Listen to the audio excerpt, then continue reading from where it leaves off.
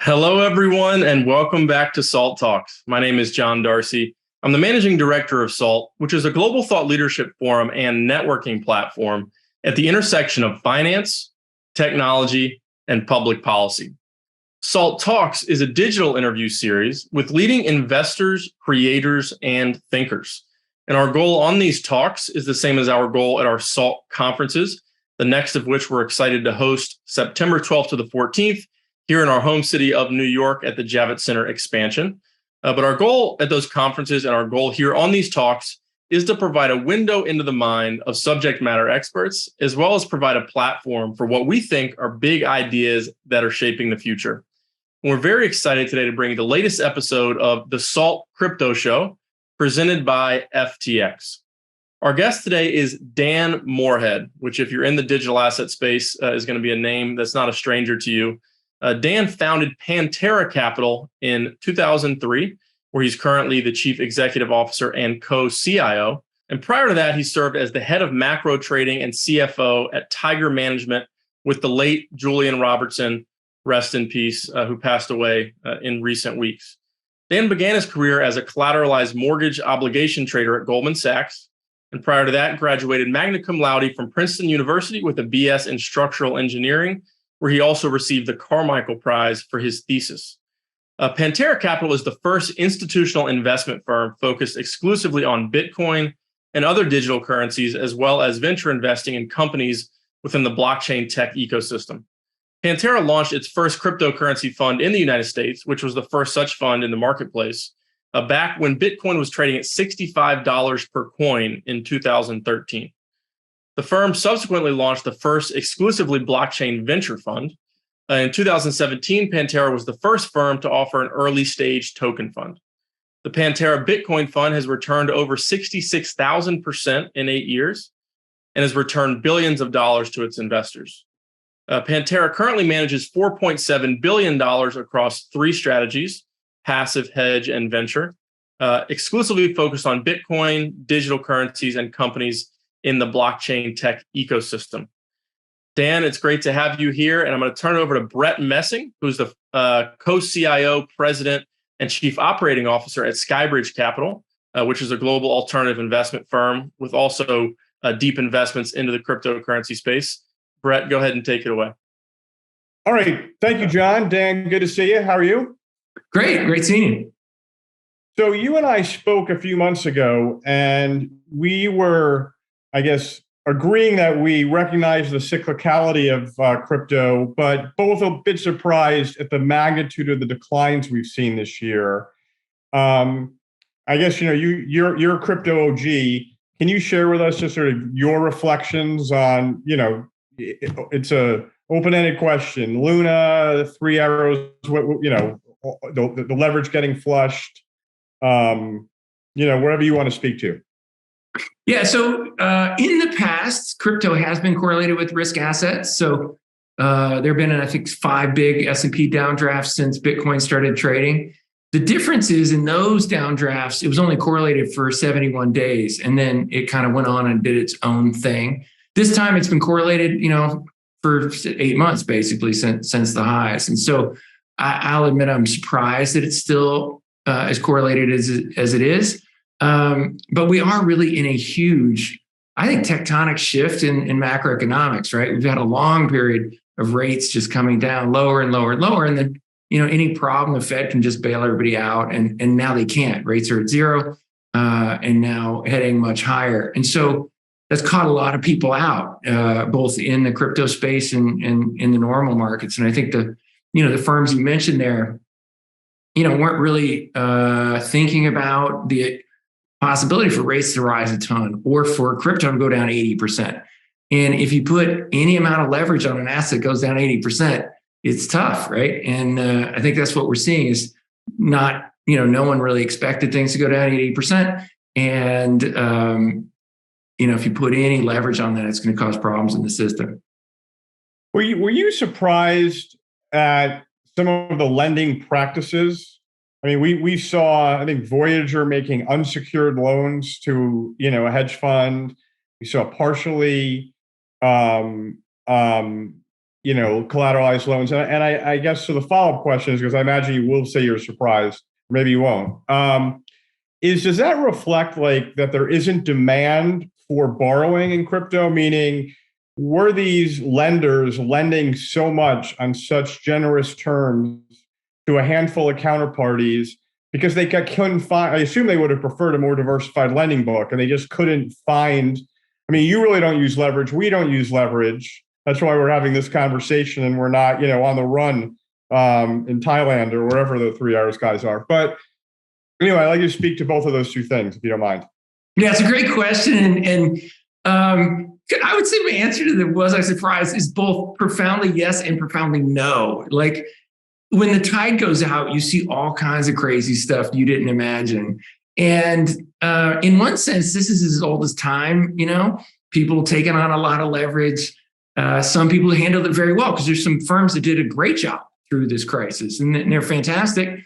And then there's some firms that didn't handle it. And we've seen in the great financial crisis or other, excessive leverage periods, some firms made it and they're doing great. And some firms, went under. And so that is normal. What I would say here that is different is the value of incredible growth to some of these centralized finance companies, like that you just mentioned, being able to show returns and show growth that was just astronomical, that allowed them to get equity valuations, that were doubling or quintupling, is really different than, say, the Wall Street thing of like the great financial crisis.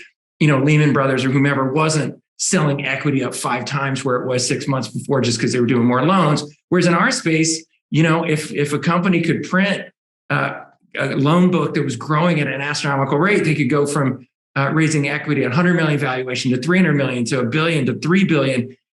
And you could imagine that would incentivize you to want to grow your loan book, even, in practices like you mentioned, like unsecured lending to hedge funds or whatever, that in the 1 in 10 chance you have an unwind like we just had, you end up dead, right? But it might have been rational on an EV trade, right? Like 9 out of 10 times you get away with it and it's awesome. You're going public and it's great. And hey, 1 out of 10 times, the roulette wheel stops on 00 and it doesn't work.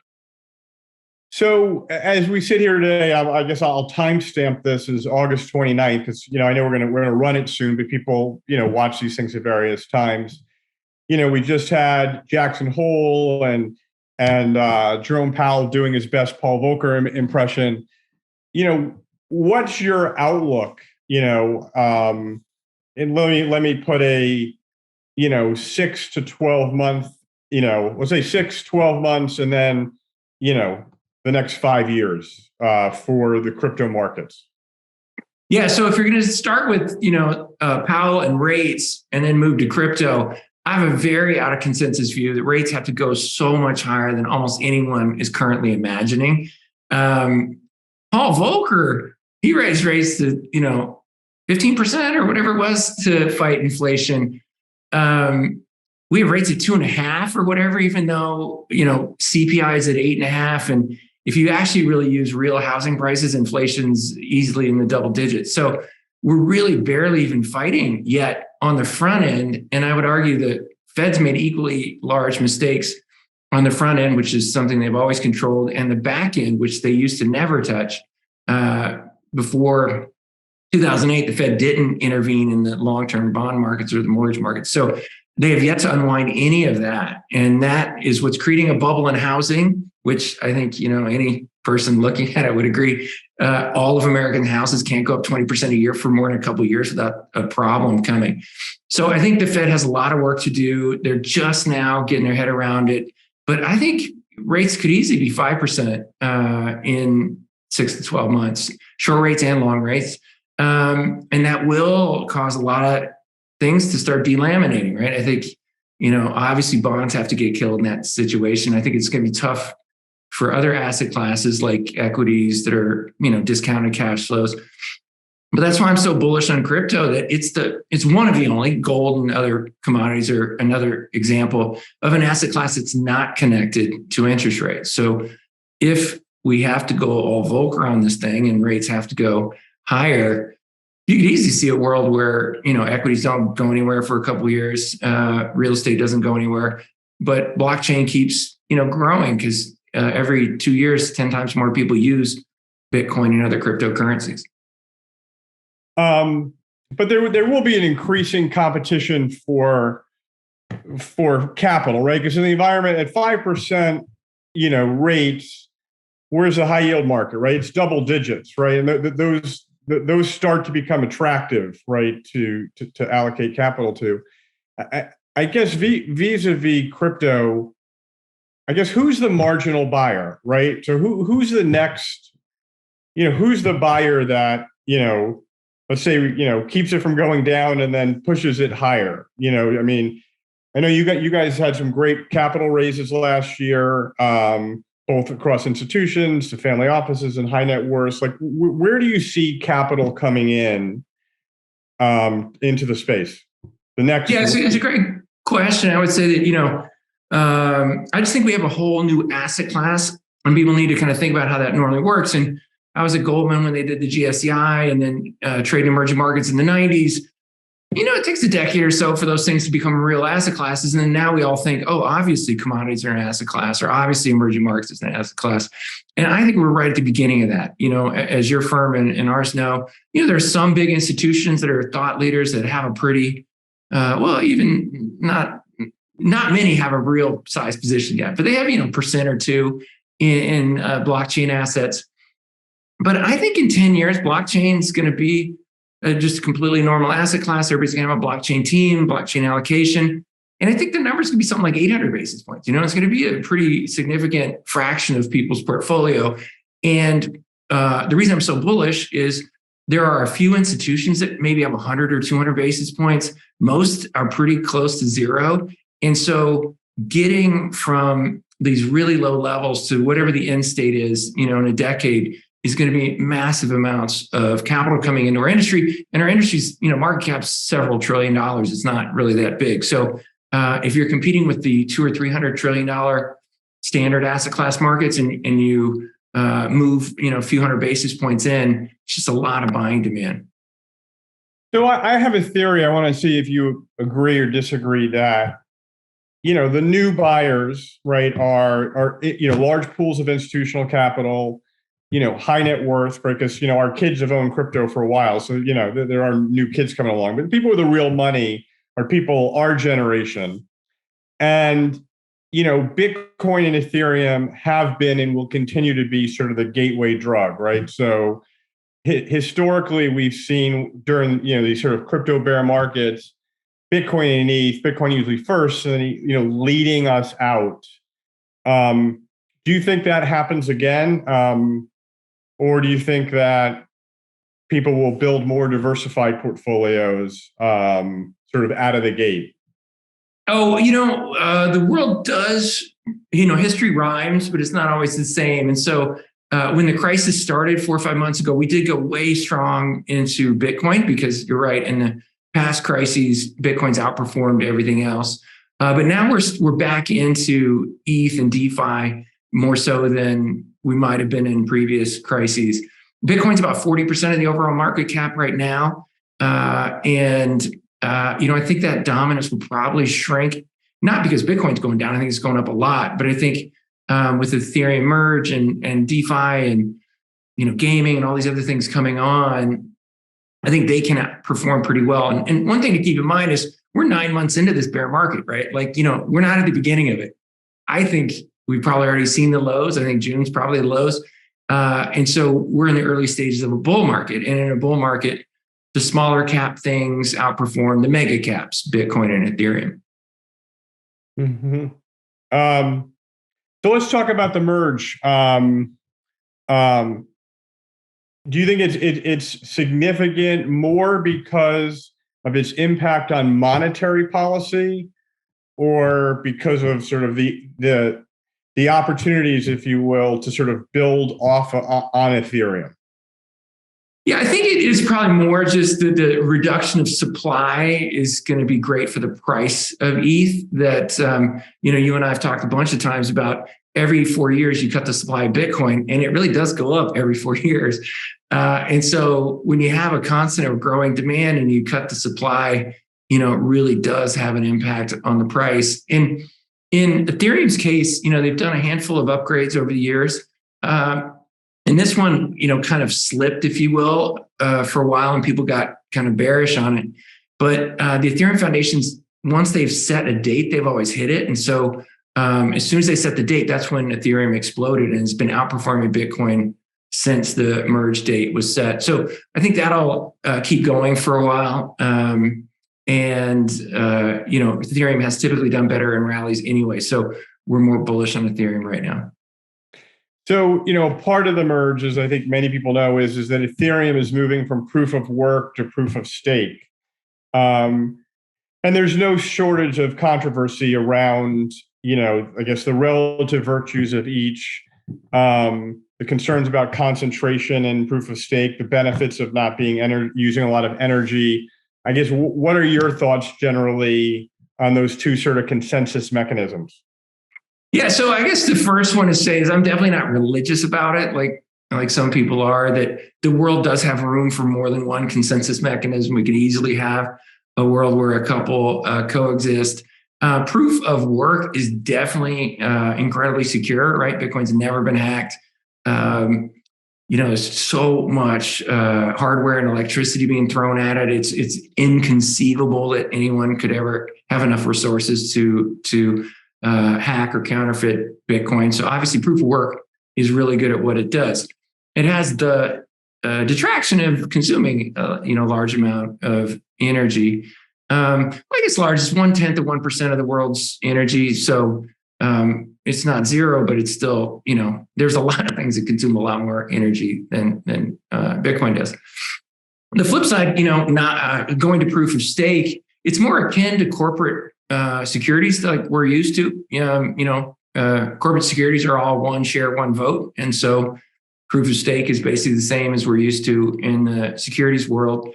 It does have the benefit of aligning the ownership with the voting. Bitcoin has kind of that interesting quirk of the miners do all the voting, even though they might not own, a large percentage of the Bitcoin itself. So I think, both are have their virtues. So I can see a world easily, 10, 20 years from now where both exist. And do you think there's going to be a multi-chain world? In other words, what are your thoughts on Solana, Avalanche, Near, Aptos, or they really exist just to keep Ethereum on their game? It's a great question. And I have a strong view that it's a multi-chain world. Again, you and I have heard a ton of investors over the years really get hung up on who's going to be the winner? Is it Bitcoin or Solana or Ethereum or whatever? And that's not the way the web worked, right? It's I'm not going to buy a stock until I know who's going to win the entire world's internet. No, there's 4 or 5 really important companies and there's 30 pretty important companies in the internet. So that'd be the world here. There's different use cases, right? We just talked about Bitcoin being amazingly secure. I can't imagine. I think it's literally impossible to corrupt Bitcoin given how valuable it is now and how much hardware is there. So that's great if you're going to store an enormous amount of money and you don't really care about the speed of execution. Bitcoin's obviously the best. It's great. But if you're playing a video game and you don't really care, about how secure it is, but you really want incredible latency and you really want some other attributes, Solana might be better, right? So I can easily see a world where there are something like a single digit number of important blockchains. It's not going to be 5,000, but I think it's equally not going to be one. It'll be a handful and they'll have different use cases, Ripple's an interesting example. It's trying to replace Swift, right? That's its one main use case, right? Solana, Near, trying to do high frequency things. Ethereum does really amazing smart contract functionality. So I could easily see all of those still being important, plus 5 others we haven't even heard of yet, right? 10 years from now, there's going to be projects that have not yet been launched. Dan, until Ripple stops like attacking Bitcoin, we have a don't talk about Ripple policy here on the Salt Talk. So That's fine. We won't bleep that out, but we're not going to dive. We'd like the Ripple people to play nice, and once they do, we'd love to have them come on. But until they do, we're not going to support them. You mentioned earlier DeFi. I am extremely bullish DeFi. I guess I'm less bullish than you are short term, just because of both two things: the regulatory environment, and the banks have done a pretty good job historically of defending their turf. I guess I know they certainly seem cheap on various metrics, but I guess what's driving your short term, bullishness in reaction to if you agree that those trends are headwinds? Oh, they are. Everything you said is totally true. Banks are probably the most effective lobbying group on earth. They've protected their turf, honestly, for 500 years since the Medici set them up, right? Like it's, it hasn't changed much. And that's why DeFi is so threatening, is you're going to have a parallel financial system that isn't controlled by the usual gatekeepers. The reason I'm bullish is it's only 0.3% of the market cap of the traditional financial system, right? So what if we're wrong and it goes to zero? You're out 30 basis points, right? If we're right, it could easily go up 10x or 20x or whatever. So I'm making more of a value judgment that I think DeFi is really important. It proved itself. Like that's a theme that, most press and skeptics got backwards. Everyone's like, oh, DeFi blew up and it was terrible. No, DeFi did great. All the DeFi protocols, with one notable exception, did exactly what they said they were going to do, where it was centralized financial firms like, 3 Hours or whomever, that didn't do what they said they were going to do. So I think DeFi proved itself. And a few years from now, we're going to think, hey, that was a seminal moment for DeFi, and it'll, continue to grow. And it got down. All DeFi protocols in the world were only $8 billion at one point in June. Right. That's just cheap, right? Like, if the legacy firms are worth $2 trillion and all of DeFi is $8 billion, like it feels like you're getting some great leverage. And I do agree with you. The regulatory thing is an existential risk that, we could wake up tomorrow, open the newspaper, find out something real bad happened, right? You could, but maybe we're here 2 years from now and nothing really bad happened and DeFi's rocking and rolling. Right. Or maybe both, right? I mean, I would have to say, I have been absolutely amazed at the progress in Washington, right? In terms of, last spring, the Senate was having hearings and you had Elizabeth Warren and Sherrod Brown absolutely attacking Bitcoin and crypto generally, and Brad Sherman. And now it just seems inevitable, not this congressional term, but next, that there'll be some kind of bipartisan, and it may not be exactly what we want, but, I think it'll be substantial progress. Do you share that optimism in terms of about the general political environment? I do. And if you think about it, I view blockchain as kind of the last piece of the internet, but if you look at the other half of the internet, the US literally invented the internet and then did all kinds of regulatory advantages to internet, gave Amazon 8.25% subsidy against, Barnes and Noble in the bricks and mortar book business.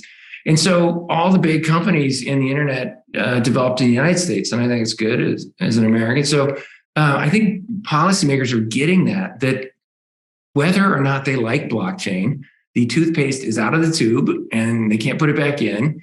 And so you might as well, have it happen in countries that are, like-minded to the United States or in the United States, and not have it dominated in, adversarial regimes. And so I think, even the US regulators who might kind of instinctually want to have a harsher view about it, realize that, if they really squeeze down on it too hard, it's not going to stop blockchain. Blockchain is totally going to happen. It'll just happen elsewhere. And so you got to have sensible regulation that allows it to thrive, in the United States.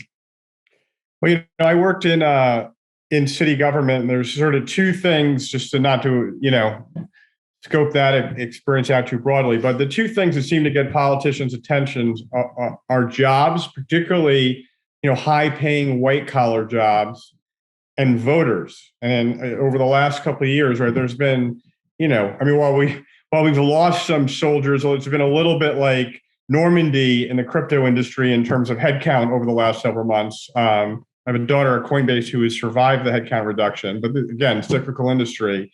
A lot of people working in crypto, right? Which means their friends, their parents, all those people own it. They talk about it, and those people vote, and they care about it. So that seems to me to be, driving a lot of what we're seeing. Yeah, and if the protocols and companies that you're talking about get hassled too much by regulation in any one country, like we're talking about the US, it doesn't mean they stop doing what they're doing. They just hire somebody in Singapore, or they hire somebody in, Switzerland or whatever. So those jobs would be going offshore rather than being in the United States, paying taxes, renting apartments, doing all the stuff that economic activity brings. So just to bring it sort of back to Bitcoin, Dan, you referenced before sort of the halving cycle, and we have sort of this historical data around Bitcoin, and I think we'll start for last year. Like last year, I don't know about you, Bitcoin underperformed my price target, and I have an excuse for it, but it did break the chart a little bit. You're actually more of a chartist than I am. I guess what is your reaction to that, and does it make you rethink the value of historical data? Was it anomalous? How does it change your framing of it, if at all? Yeah, no, it's important. Certainly, I didn't predict how much Bitcoin would be influenced by the global macro market meltdown, but I really do think that's an external shock that'll kind of go away, dissipate, and crypto can get back to its fundamentals. And the fundamentals are that, a few years ago, 30 million people used crypto. Now, say 300 million or whatever it is. And honestly, I think it's almost certain that within 5 years, 1 billion people would use crypto.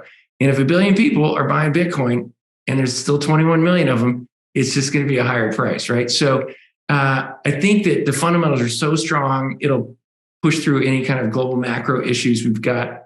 And the way I would think about it is, on average, Bitcoin has gone up 2.5x a year for 11 years, right?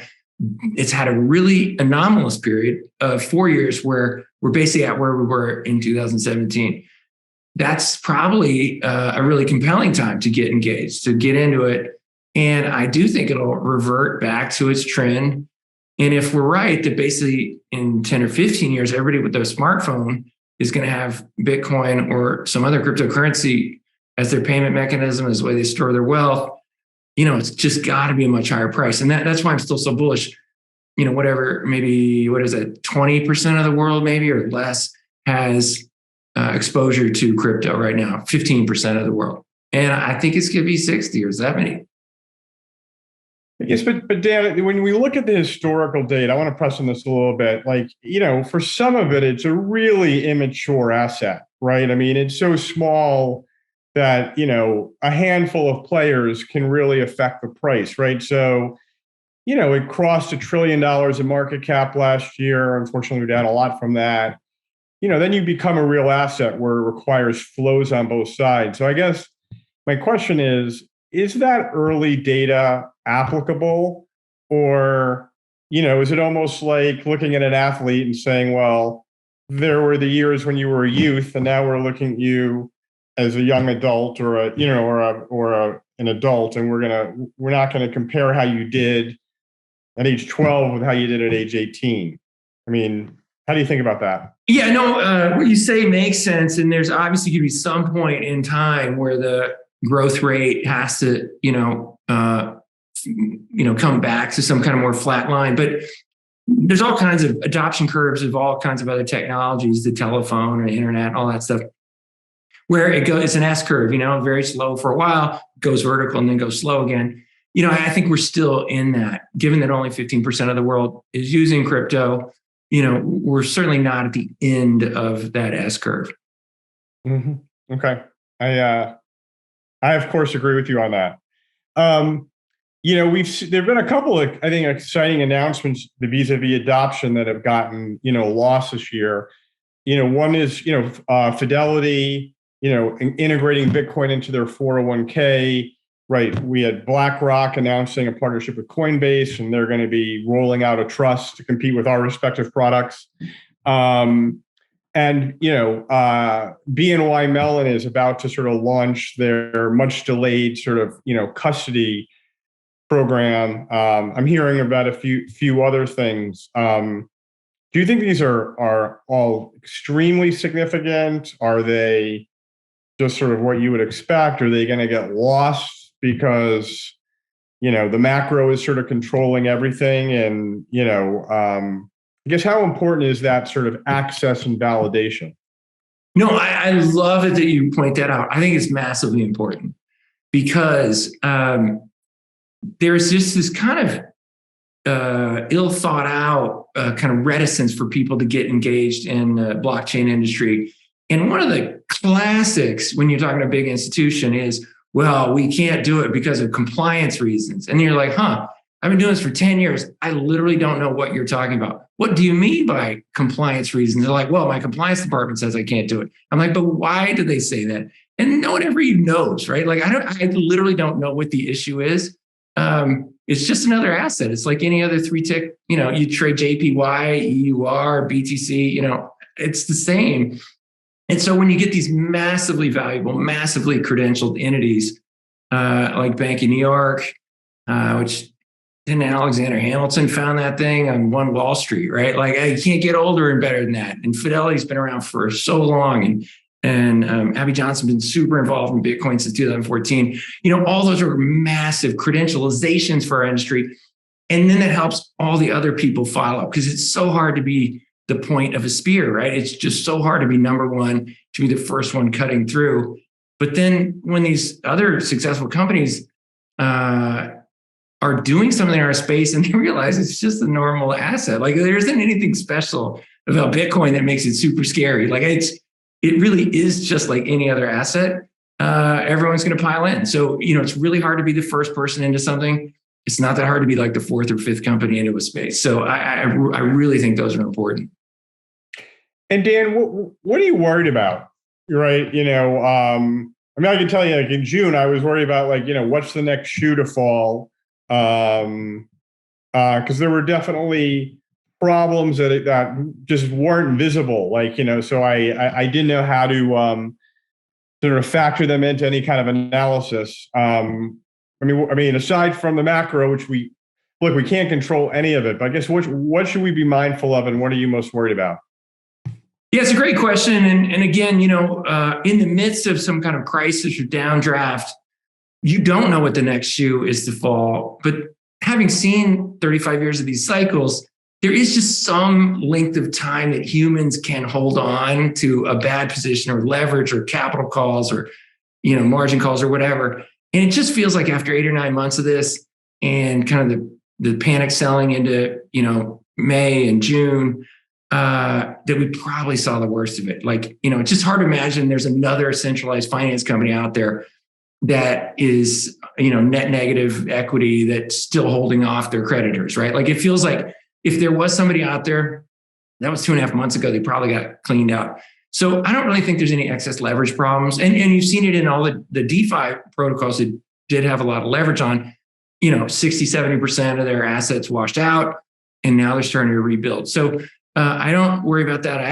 I used to, I'll admit 4, 5, 6 years ago, used to really sweat. Maybe, Bitcoin's not going to work, and, maybe blockchain's a dumb idea or whatever, but, we're way past that. And so all those, and so the regulatory risk is kind of the last one. I really, that's the only thing that ever, like, if this thing really, if we meet again a year from now at this conference and Bitcoin's down, honestly, I think that's really the only culprit that comes to my mind. And, as long as we don't have something weird happen on the regulatory side, I think we're back to that kind of long-term growth of 2.5x a year. So, and the easiest way to say it is, in the previous bear markets, like the crypto winter of 2014, I was sweating bullets. Like, I was like, maybe this thing was a dumb idea. I don't know why I put my whole career into this. This is crazy. I have no worries about that now. I think it's like 90% chance Bitcoin's way higher 2 years from now than it is today.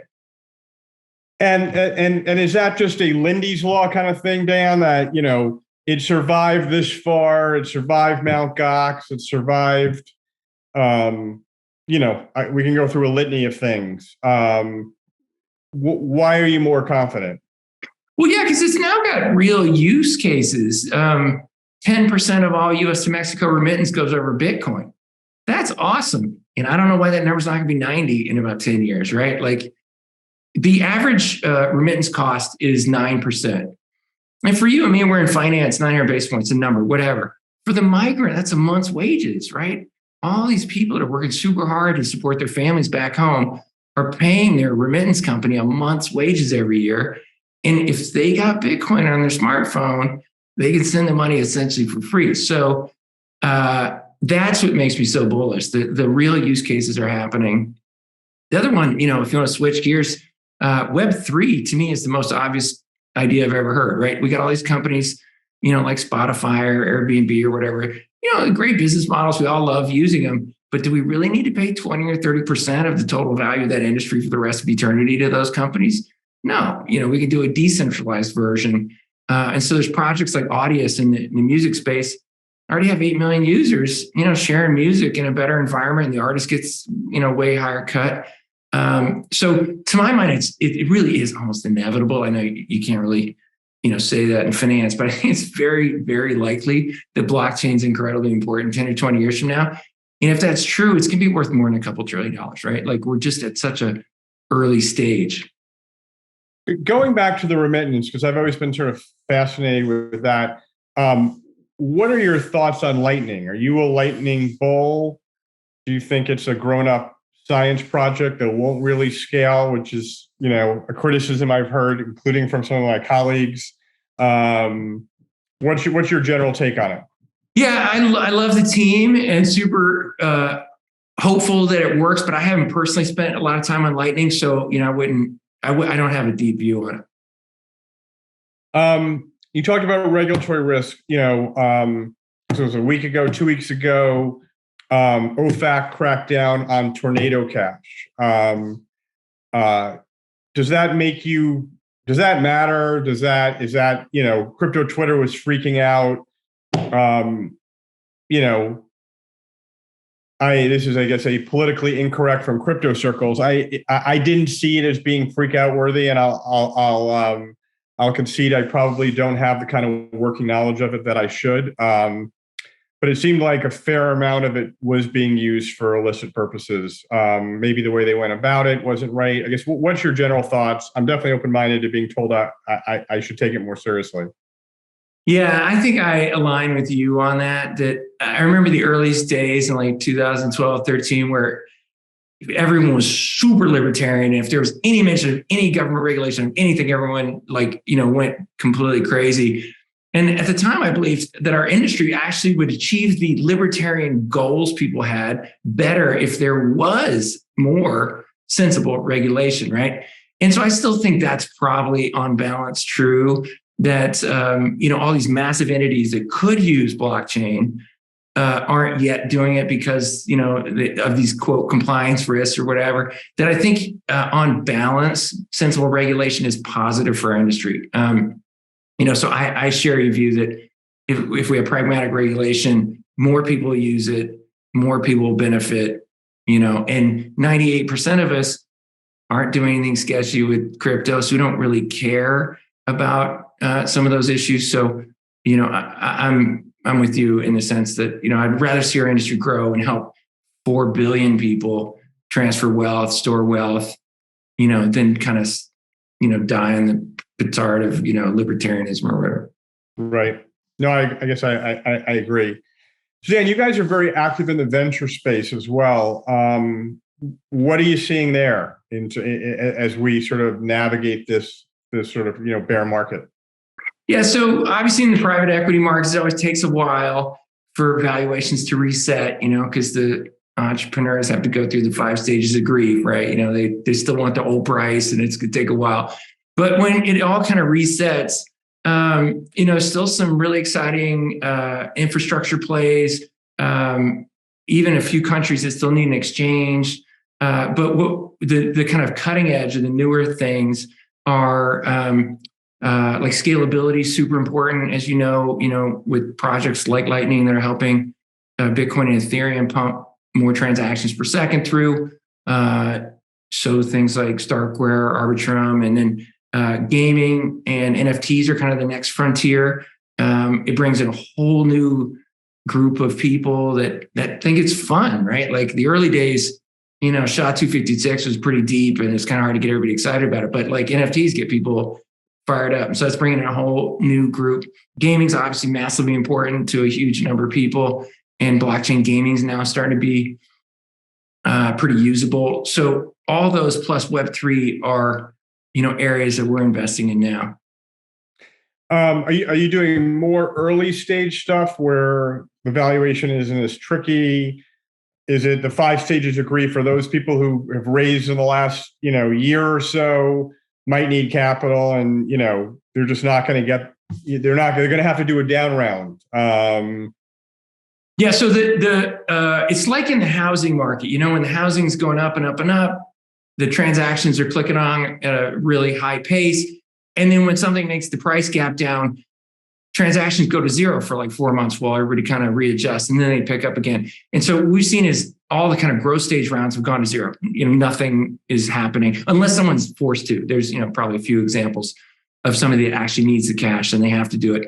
So we're still doing mainly early stage deals and early stage token, private token deals, because those are young projects that are still pretty, low valuations that need to get the money, need to get going. Whereas the bigger growth stage companies do probably want to wait for 6 or 9 months until, kind of valuations meet each other. I guess last question, Dan, we talked about you seeing it as a multi-chain world. Like how many companies are there going to be with tokens? Like, I sometimes I wonder if some of these projects require a token, right? Or if they just shouldn't be, traditional equity raises and build on an existing blockchain, be an application on a blockchain as opposed to having their own token. Like, are we going to see token M&A, or, are there going to be hundreds of tokens with, from hundreds of $1 million market cap up to, trillions, billions or trillions? Yeah. Thoughts on that? Yeah, so it's a great point. What I'd say is you're right that not every project needs a token. And so especially in 2017, 18, everything, wanted to have its own currency or its own token. And we're now much more sensible on that. But on the flip side, the thing to keep in mind is, in the United States, we have 4,500 public companies, right? Like, so if we do go to a world where a lot of those use cases are run by protocols, there could be thousands of layer 2 protocols, out there. So when the skeptics, and we've been hearing this, for years, are like, oh, there's 5,000 things on coinmarketcap.com, so that means it's a fraud. It doesn't. It means, we're in the early stages of, trying to build out this industry. But if 10 years from now we have 5,000 important tokens, I wouldn't be surprised. That is definitely possible, because I actually do really think we're going to have a Web3 version of most, digital native type companies that we're used to, like even social networking and things like that. I think will ultimately be in a decentralized format. So there could be, literally it could be thousands. Is it really? Let me just press back on that a little bit, because crypto is ultimately software, right? So, right, Spotify is a software company, right? Some of these Web 2 companies that we think could be Web 3 are software companies, right? Yep. Isn't that universe much smaller than the total universe of public companies, right? Which includes industrial companies, retailers, airline, ship, you know what I mean? So is that the right bogey? Well, yeah, I wouldn't say it'd have to be 4,500, but it could be 1,000 or more. And then the cool thing about new technologies is they invent things you didn't imagine before. So there's all kinds of new, identity, voting rights, types of use cases that there isn't a commercial corporate analog to yet. So I do think there could be easily more than 1,000 of these projects out there. Got it. Okay. Well, maybe people could digitize documents, and former presidents wouldn't have to take them with them to their homes when they leave office. That's That's a thought. So you'd have the provenance timestamped on a blockchain? Is that what you're talking about? Yeah, there you go. Yeah, that's a good idea. That might work. So we should do that. Well, look, every time I talk to you, I'm left more bullish. So, given Friday's sell-off, again, following Jackson Hole, this was a timely talk to tape, even though our viewers will be a few days behind. Thank you for joining us, Dan. We'll look forward to seeing you at SALT, where you'll be center stage. And, hopefully we'll have higher prices ahead soon. Yeah, thanks. It's been a blast. All right. Take care. Thank you again to Dan Morehead for joining us today on SALT Talks. And thank you, Brett, for a great interview. And thank you, everybody, for tuning into today's talk. Just a reminder, if you missed any part of this episode or any of our previous episodes, you can access them on our website on demand at salt.org/talks, on our YouTube channel, which is called SaltTube, or you can listen to SALT Talks anywhere that you consume your podcasts. You can listen to them in audio form. We're also on social media. Twitter is where we're most active, but we're also on LinkedIn, Instagram, and Facebook as well. And we would love to see you September 12th to the 14th at the Javits Center expansion in New York for our flagship global conference, which is coming up in a couple weeks. But on behalf of Brett and the entire SALT and SkyBridge team, I'd like to thank you for joining SALT Talks today. We hope to see you again soon.